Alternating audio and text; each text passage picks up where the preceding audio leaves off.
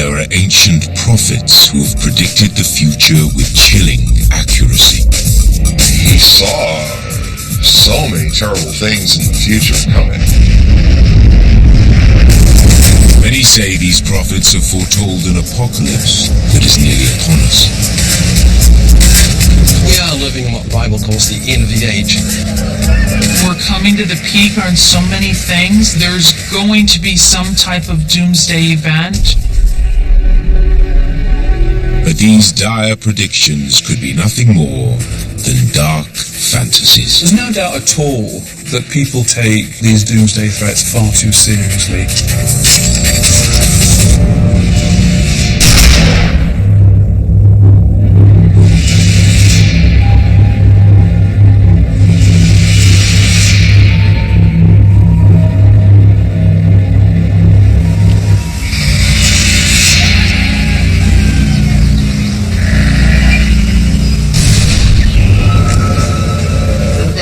Kitchen to get your weapons. Let's go! Come on, hurry up! Deep in rural Texas, Paul Range and his family are preparing for a cataclysmic event. Go, go, go, go, go, go! Let's go! Let's go! They don't know how it will happen. Okay, guys, as quick as possible, we gotta get out of here. Or when exactly it will hit. All the way back door, we'll need to get her. But they feel that it's near. Everybody secure? Let's go! And there may be no way to stop it.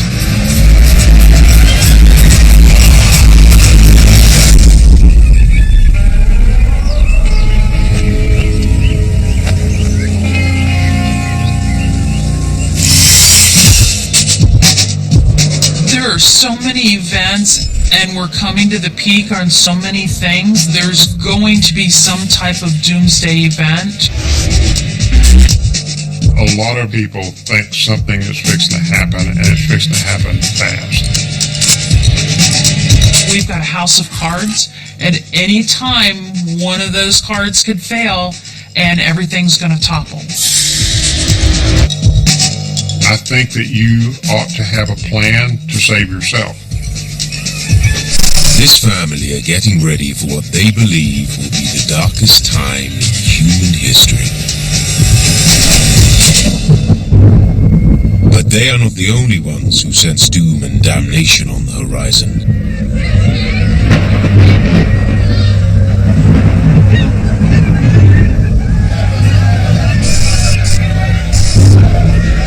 Some people wonder whether, is there any way that humanity can turn around so that they can stop the apocalypse?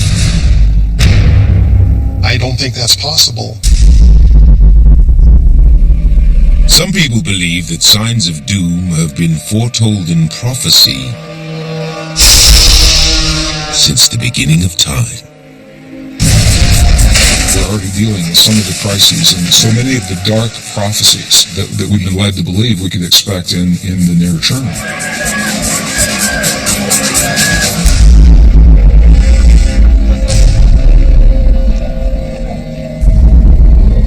One of the most famed prophets of doom is a 16th century French astrologer by the name of Michel de Nostradamus, known as Nostradamus.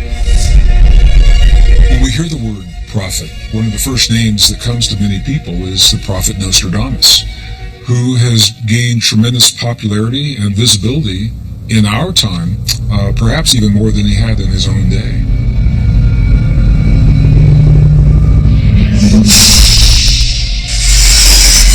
John Hogue has been studying Nostradamus and his collection of prophecies for 30 years.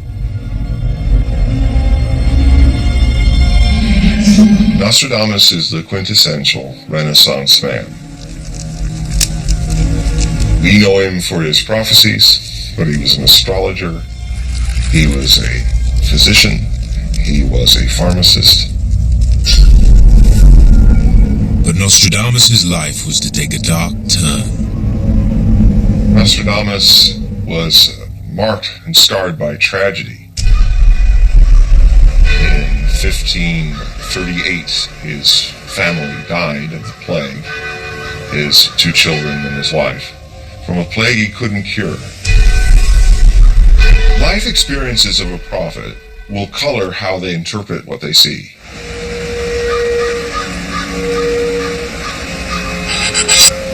I think the death of his family did to him what has been done to a lot of people who follow a mystical path. It shattered their dreams, their illusions about life. They have an existential crisis. I think that this actually gave birth, out of tragedy, of his prophetic gifts. After the death of his family, Nostradamus begins writing his famous prophecies. Nostradamus planned to write a history of the future in 10 volumes called Centuries. He wrote his prophecies in terms of symbols and analogy in very mysterious phrasing called quatrains. What Nostradamus did was channel spirits. He would go up into his secret study, and then he would mount the bowl of boiling waters. Perhaps some narcotic herbs were also added. He came into the ecstatic trance state. He described what he saw as shadowy images of the future. It was almost like he came into a continuum where the whole future, past, present, and future, was there before him. Nostradamus is probably the most pessimistic prophet I've ever encountered. He saw so many terrible things in the future coming. Believers say he predicted events far into the future, including the rise of one of the worst villains in all human history. A captain of Greater Germany will come to deliver a false help. King of kings, to support Hungary. His war will cause great shedding of blood. This is about Hitler.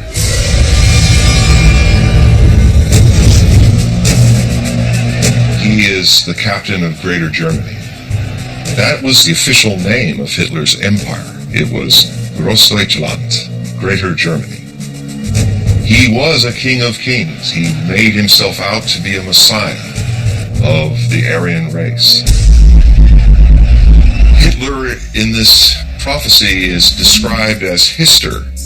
He shows up 5 times in the prophecies as this Hister. But there are other ways one can interpret the term Hister. The word Hister was actually Latin for the lower Danube River, and it's quite clear from the context of the quatrain that that is what is being referred to. It's not referring to a person at all, it's referring to a geographical area.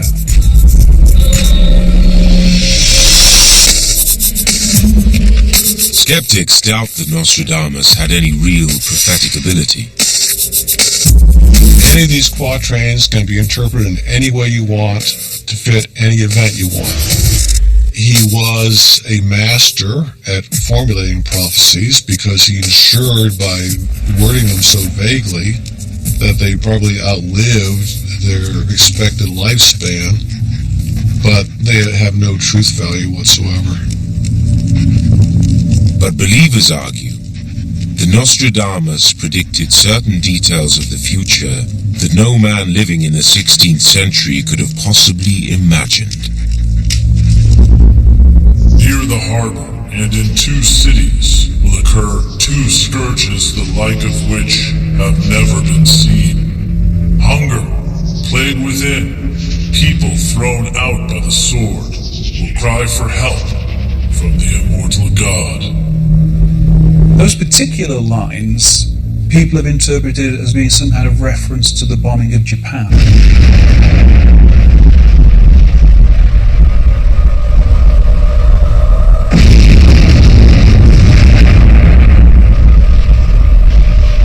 There will occur 2 scourges, the like of which have never been seen. It could mean these 2 harbors were bombed by a new kind of weapon never before seen.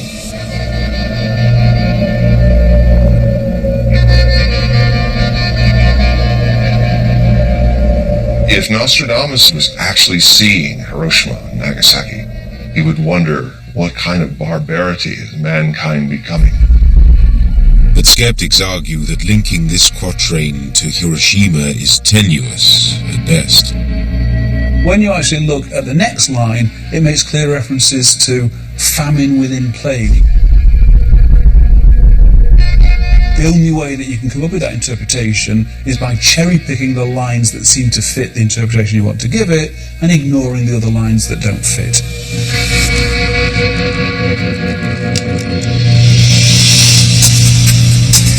Back in rural Texas, Doomsday prepper Paul Range fears that a nuclear attack is a real possibility. Everybody thinks about the nuclear problem. I worry about a country who has just a couple of nukes, throwing them at another country, and then things escalate.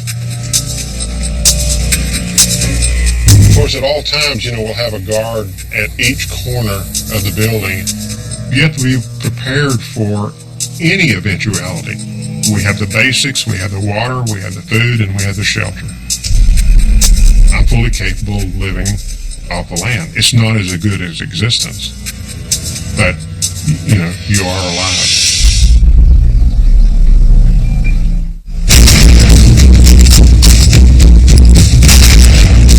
Paul Range and his family are part of a growing number of people who call themselves Doomsday Preppers. The term Doomsday Prepper connotates people like us who have an incredible amount of food stored up and are prepared to use it and defend our families. To the point where you're ready for everything, including a doomsday. Some Doomsday Preppers believe certain cataclysmic events have already been foretold by prophets like Nostradamus. Nostradamus did some incredible predictions that actually came true. Many Nostradamus believers claim that he predicted one of the darkest days of the 21st century.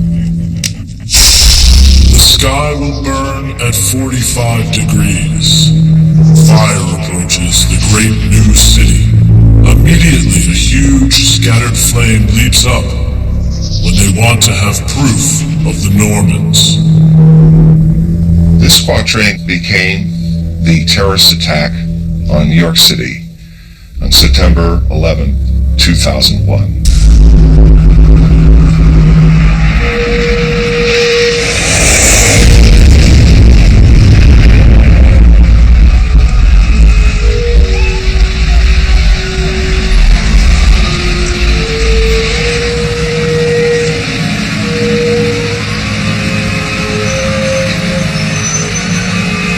The great new city has to be a city that hadn't been created in Nostradamus' time. A new, great new city with half the name in it, New York. From 45 degrees comes the fire, a huge scattered flame. And if you look at the North Tower, look closely to the imprint of the jet. It is at 45 degrees.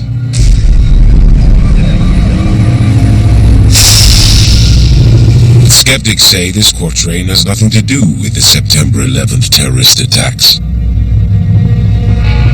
People who are now looking for prophecies that supposedly apply to the 21st century fail to understand that would not have been his concern. What was the biggest existential threat to the people of Europe at the time? The Ottoman Empire, which right before Nostradamus was writing this book, had acquired large sections of what we call the Balkans nowadays. Where would 45 degrees latitude be? Would be in the area of the northern Balkans. I think more likely he was talking about some attack by the Ottoman Turks on an area in the Balkans. There's no reason to interpret that as referring to New York City, in other words. But believers claim that other prophecies support this interpretation of the 9/11 attacks. In another quatrain, Nostradamus describes an evil being called Marbus, whose death will trigger great upheaval around the world. Marbus will soon die, and there will come a dreadful destruction of people and animals. Suddenly, vengeance will appear, 100 hands, thirst and hunger, when the comet passes. Nostradamus believers say Marbus was the code name for the third and final Antichrist. Nostradamus is unique in prophetic traditions. He's the only one I've ever uncovered that doesn't see one Antichrist, but three. The first, Napoleon Bonaparte. The second Antichrist, Hitler. The third Antichrist is codenamed Marbus, M-A-B-U-S. There are ways that Marbus can be decoded. Hogue believes that one contemporary candidate for Marbus could be Osama bin Laden.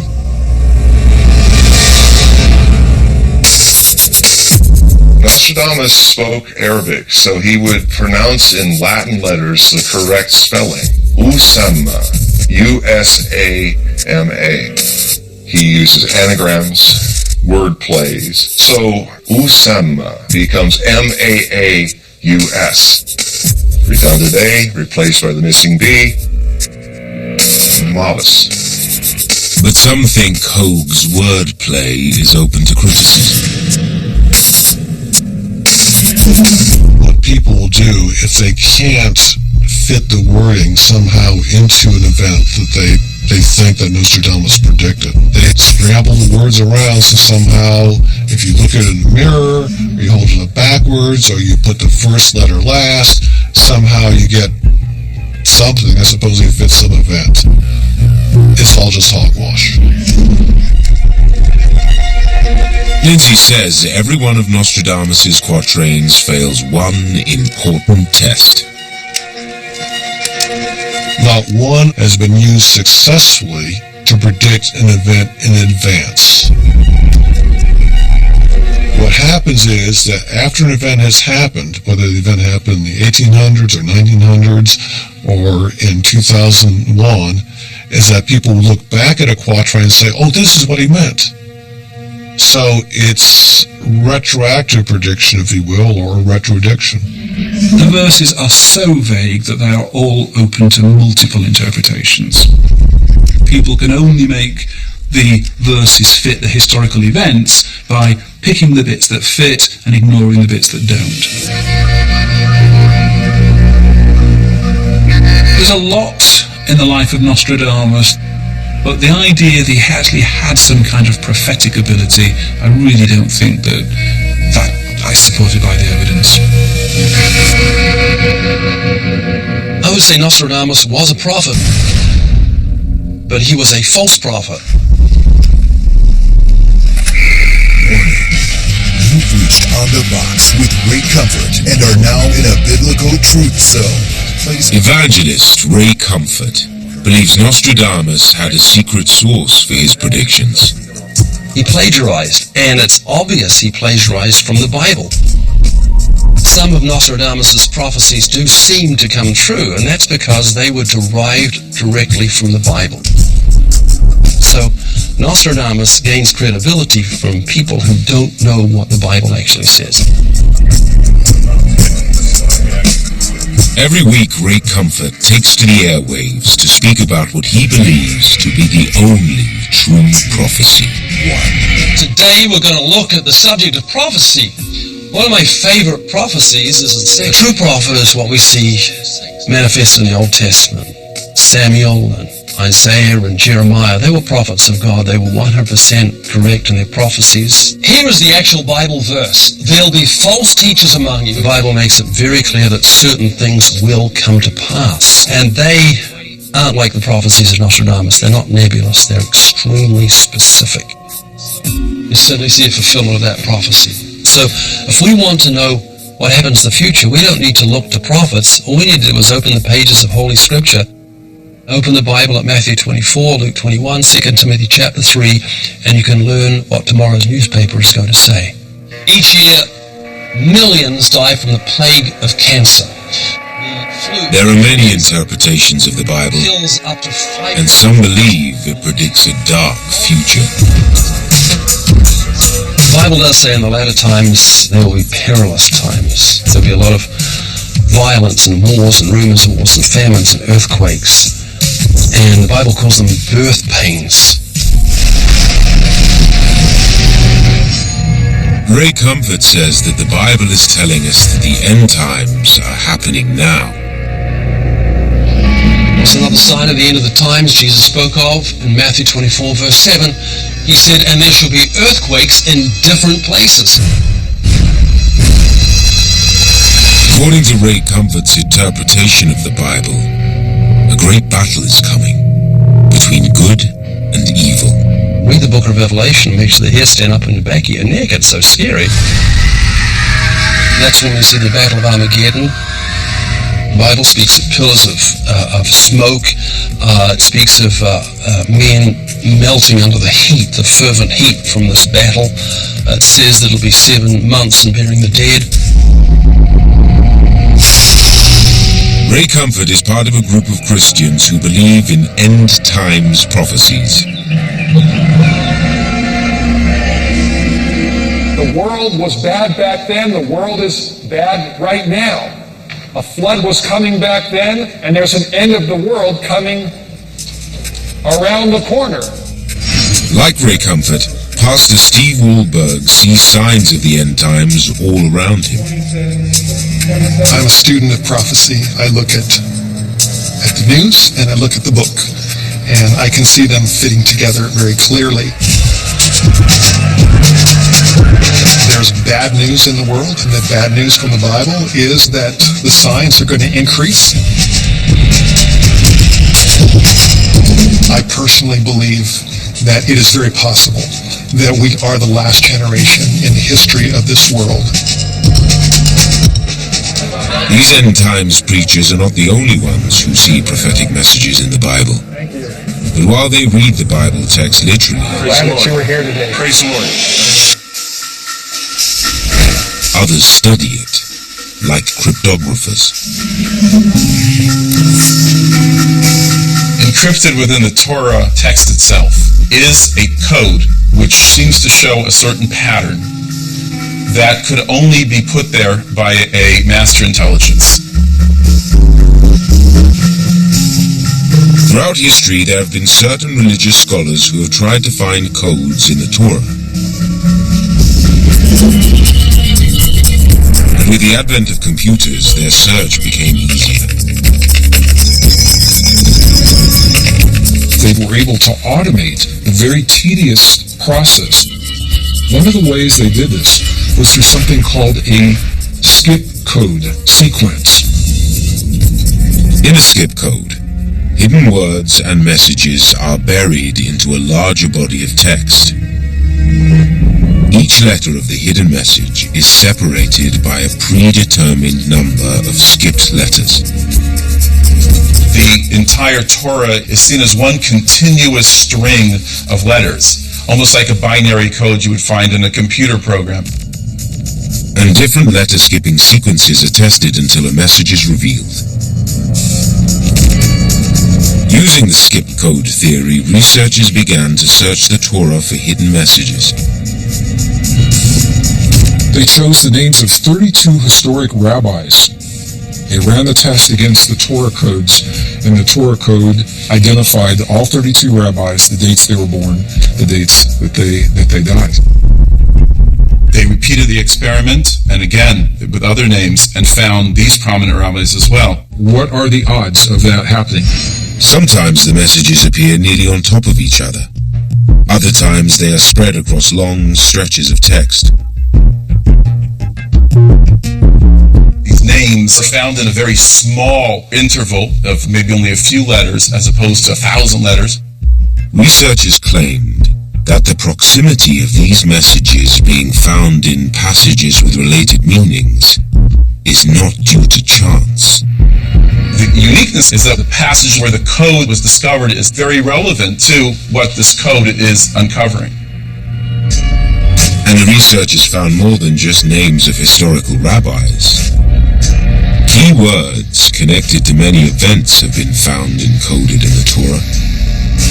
Presidential elections, presidential assassinations, Apollo 11, a man on the moon. All of these and more are encoded in the text. But the question is, did allusions to these events appear by chance, or are they the work of a supreme being? People have asked about things like 9/11, September 11th. Was it in the Torah codes? To test if the Torah held predictions of the 9/11 attacks, researchers chose the most common words found in news reports of the tragedy. Twin towers, terror, attack, and input each one into the Torah code software.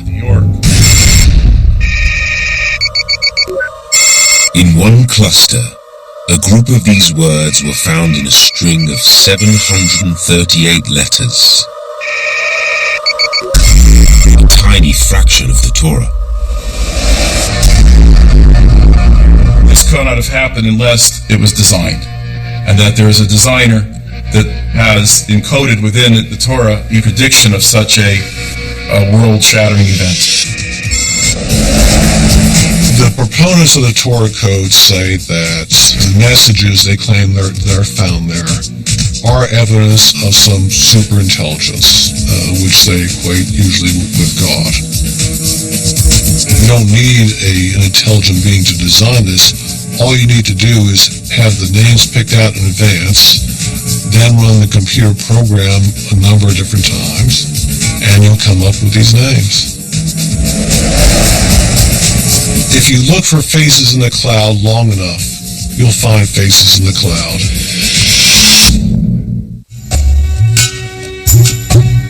The Torah is a blueprint of creation and spells out predictions and insights for all people and for all times. Even a premonition or prognostication for future events. The critics question the Torah code's power to predict future events. That's not prediction, that's retrofitting. That's not being able to foretell the future, it's fitting the event to the verse after it's happened. Still, Torah code researchers claim that there is an example of a prediction being revealed in the Torah code before it happened. 1995. There's a phenomenon that suddenly became front and center. Some researchers were picking up the pulse of what was going on in Israel. There were some very radical factions who were calling for the oust of Yitzhak Rabin, the prime minister at the time. Those who were searching the codes saw something happening. They began to find information about Yitzhak Rabin. Torah code believers say emerging from the text came a prediction of Rabin's assassination.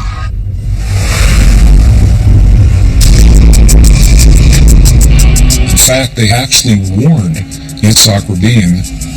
They say their warning was ignored.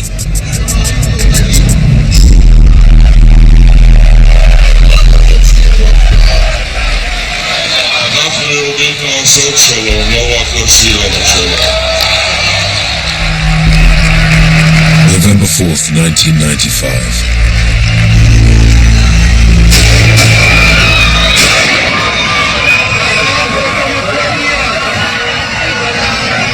Israeli Prime Minister Rabin is murdered in cold blood by Yigal Amir.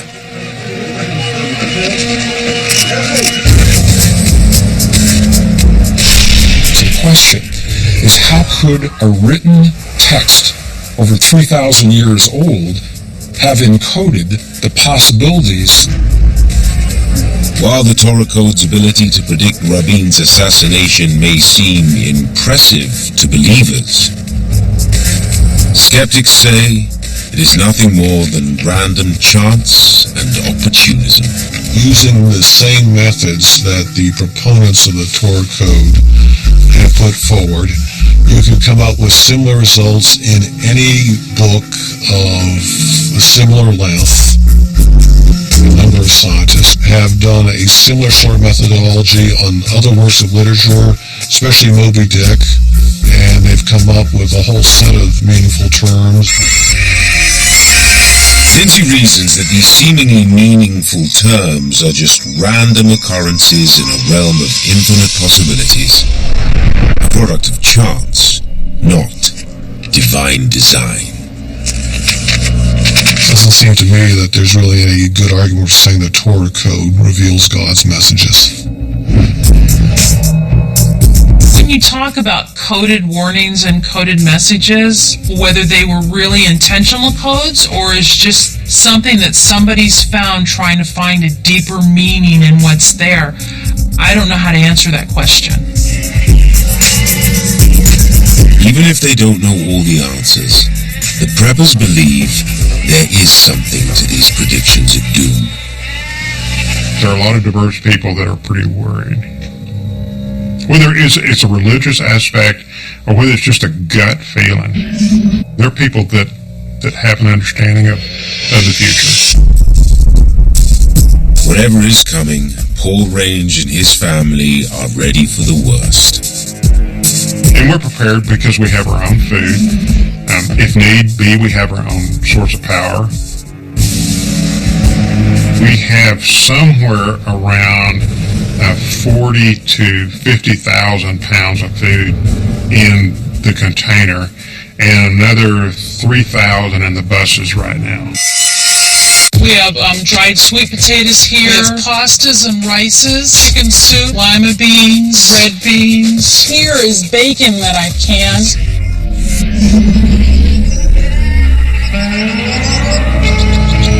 If we had a end of the world scenario that happened tomorrow, we would be able to support up to 22 people for between 15 and 20 years. We have solar panels, we have wind generators. With a flick of the switch, we could be off the grid in just a few moments. There's a lot of predictions out there. It's always good to be prepared.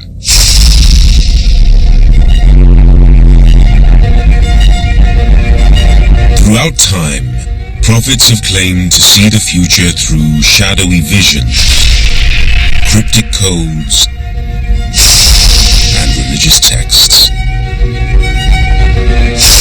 Some say one ancient culture used their mastery of astronomy to see a future foretold by the movement of the stars.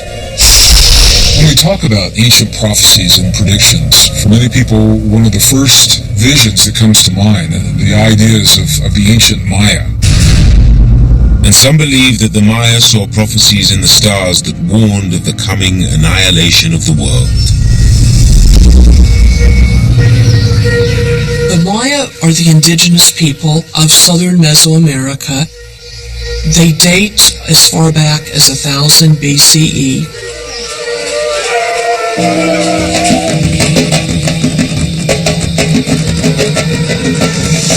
For thousands of years, the Maya prospered as one of the greatest civilizations of its time. At its peak in the first millennia, the Maya lived across most of Central America and what is now southern Mexico. The legacy of the Maya is really remarkable. They had a very complex, sophisticated, and multi-layered way to understand the world. Researchers found that the Maya had a highly advanced understanding of astronomy and mathematics. The Maya gave us profound insights into our relationship with the universe, cycles of time, astronomy. They looked to the sky for many things. They practiced what is called naked eye astronomy without telescopes and charts and computer programs. The Maya were using their sight really, really acutely.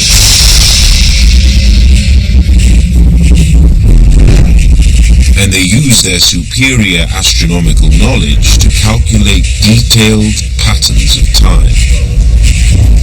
Many people consider the Maya calendar to be the most accurate of the ancient world. The Maya believe that time is divided into cycles.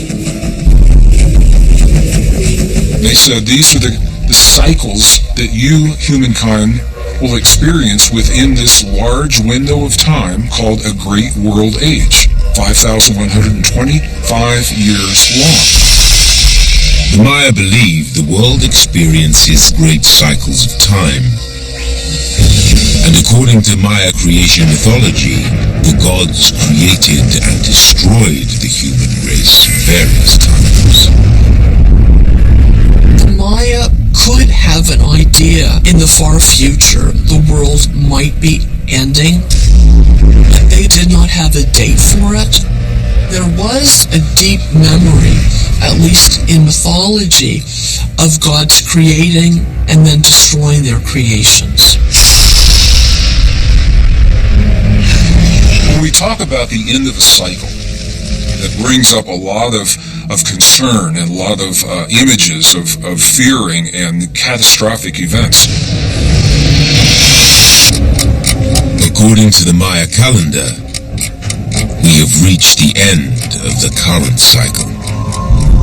But little is known about what the Maya believed would mark the final days of their great cycle. To this day, much about the Maya remains shrouded in mystery. But a small part of their written history has been recovered in an ancient text known as a codex. A codex is generally a very important book or manuscript. For the Maya, a codex is a religious or historical document that is painted on native paper or animal skin. The Dresden Codex is the most well-known. Doomsday theorists say the Dresden Codex contains a prophetic section that predicts the end of the world. Page 74 of the Dresden Codex has drawn a lot of interest, and even if you can't read the glyphs, the illustration is very compelling. There is a skirted figure who is probably a Maya priest.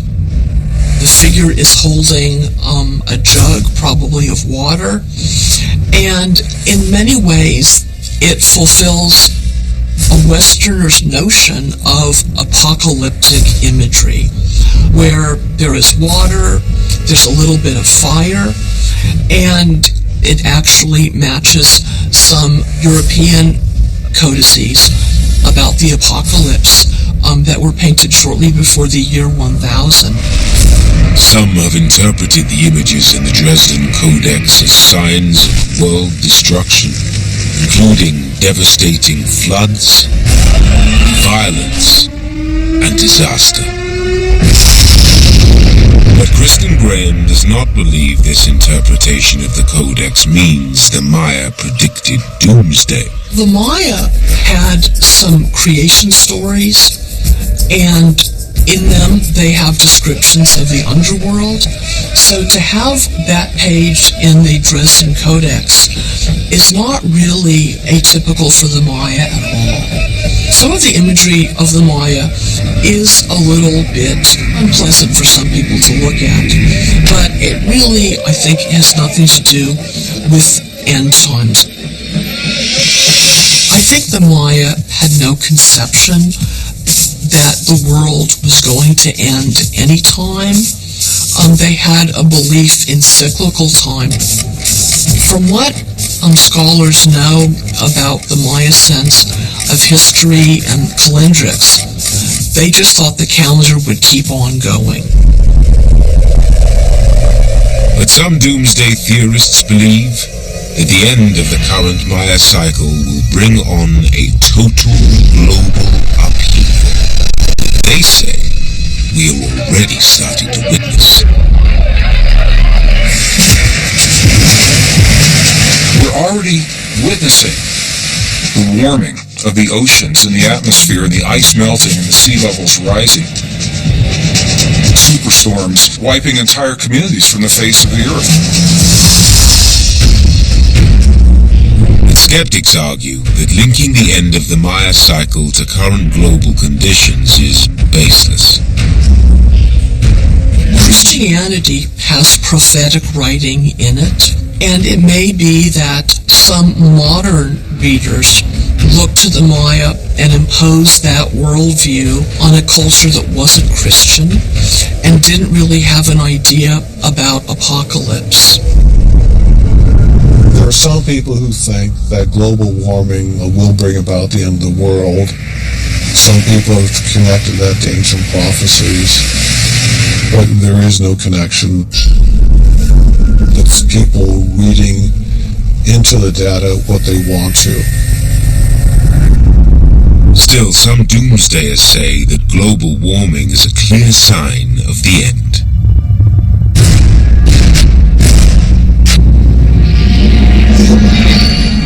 We are living in what the Bible calls the end of the age.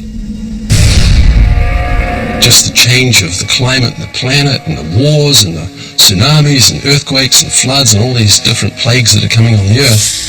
There are all kinds of things like great earthquakes happening in various places, famines, pestilences, diseases, tsunamis. We can look at the newspaper and we can look at the Bible and we can recognize that what Jesus predicted 2,000 years ago, these things are happening right in front of us. In Revelation chapter 11, verse 18, the Bible predicts that at some point God will destroy those who destroy the earth.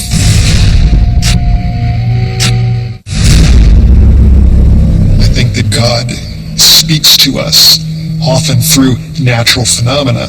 And as we look at the scientific explanations, to me it just fits in with the prophecy that right before the end, human beings will be destroying the earth.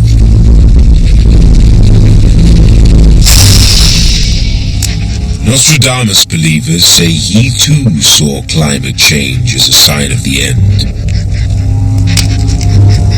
Because of heat like that of the sun upon the sea, the fish around Negroponte will become half-cooked. The local people will eat them when in Rhodes and Genoa there is a lack of food. One possible interpretation of this quatrain is that it is about a global warming event. There are certainly many prophecies that talk about fish boiled hectic from the fire in the sky, and others dealing with great droughts across the grain belts of the northern hemisphere. It's described very clearly in Nostradamus' prophecies. Global warming, rising oceans, population problems, global famine. Doomsdayers say they see predictions of global warming from prophets throughout history. And they all point to this time in history. They point to the time of the climate change.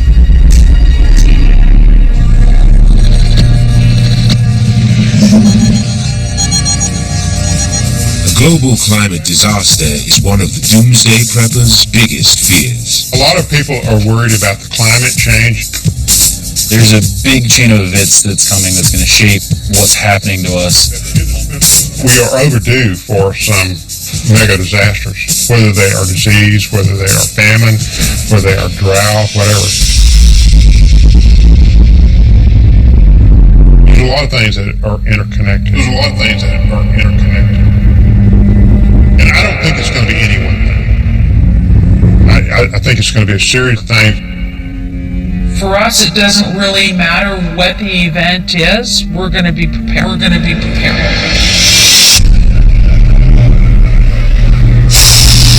We have multiple layers of defense. We have the physical barriers of the fences at the perimeter of the property. And then we have other barriers approaching the house. If you can't hold what you have, if you can't defend your food stores or your water stores, you're just as dead as if you didn't have them. As a last resort, Paul's family has a plan of escape.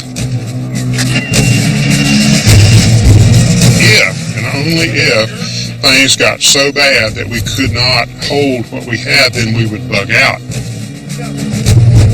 A bug out is where we're uprooting from our normal position and leaving as quickly as possible. Okay, got it loaded up!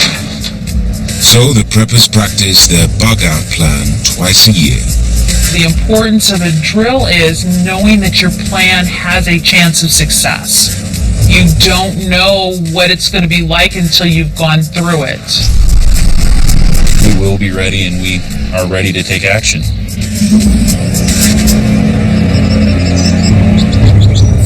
But there are many who think that Paul Range and his family are preparing for a disaster that is unlikely to ever occur.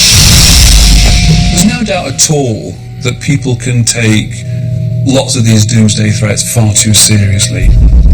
People have bought into doomsday predictions, and then of course the world has carried on, and they've ended up feeling very silly and embarrassed and having to start again from scratch. If we devote our lives to preparing for and defending ourselves against the most frightening of the possibilities, that we miss life itself. We miss the very things that make life worth living. While it seems there will always be prophets predicting doom and darkness, skeptics maintain that prophecy is often nothing more than dark delusions, never come true. End of the world prophecies, they are simply attention grabbers. You can't top it in terms of the gravity of it. There are people who think that doomsday is upon us, but no doomsday prophecy has ever come true, and the proof of that is that we are existing and living and talking in this world.